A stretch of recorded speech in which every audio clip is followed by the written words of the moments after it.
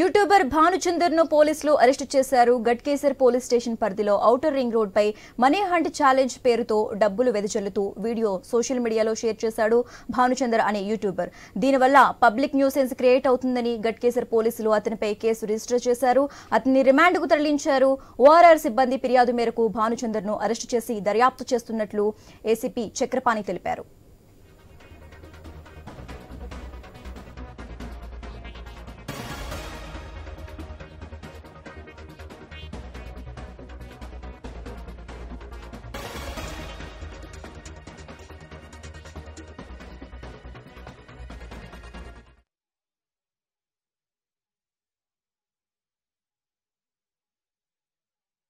మీడియాలో మన ఇన్స్టాగ్రామ్ లో ఒకటి మనీ హంట్ అని చెప్పేసి ఒకటి వీడియో పోస్ట్ చేసిండు.